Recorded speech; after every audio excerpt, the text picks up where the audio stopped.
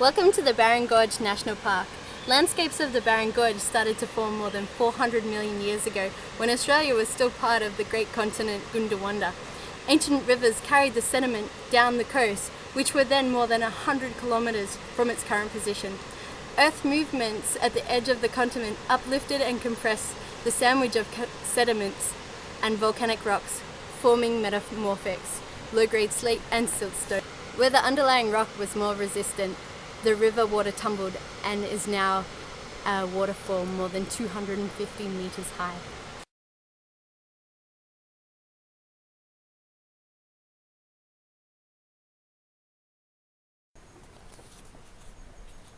The Jabuganji Bama are the traditional owners of the area known as the Jiri Nyanda Nairumba, which includes the Barron Gorge National Park.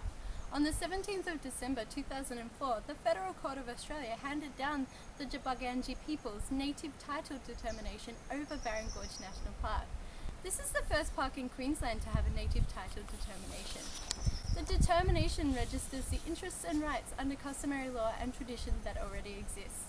A formal Indigenous land use agreement has been registered to ensure that the park management and native title interests are properly integrated. The traditional owners ask that you take care and respect their country while you visit.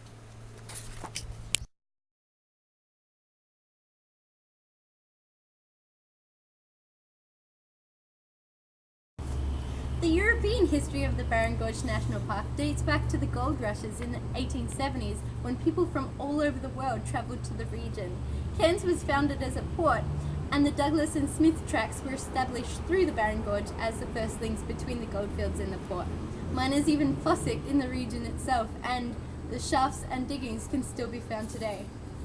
Valuable red cedar known as red gold was logged in the Barron Gorge in the 1880s and sometimes sent down the river over the falls. It became obvious that a better means of transport for timber and also minerals, produce and cattle was needed, so the Barron Valley was selected as a site for the rail link to the Atherton tableland. The formidable task was undertaken between 1886 and 1899 by 1,500 men in steep rocky terrain, dense forests and the Cairns seasonal wet conditions. Incredible by today's standards, much of the original construction was done by hand. Evidence of the past uses can be seen along the tracks: Aboriginal nut-cracking stones, miners' bottle dumps, and the remains of shanties and rail worker camps.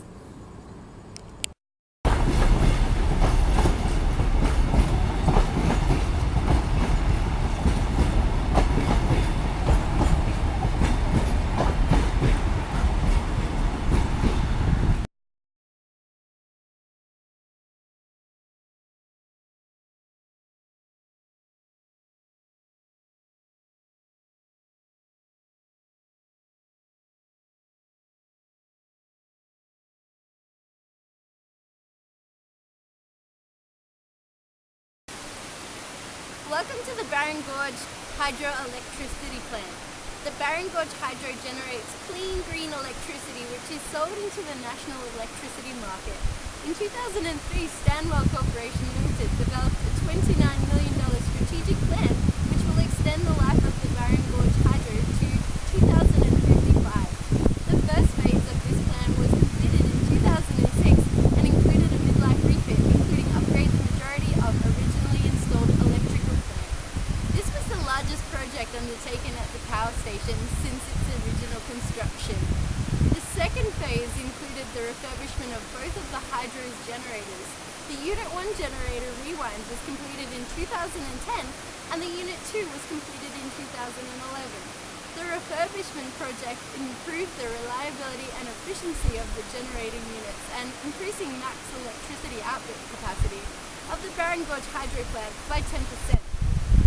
Barron Gorge Hydro sources water from the Barron River to produce electricity before releasing the water back into the river. Kuranda Weir acts as a regulating pool for the hydro. If required, additional water can be obtained from Tinaroo Dam on the Atherton tablelands. Hydroelectric generation is one of the cleanest and most effective ways of producing electricity.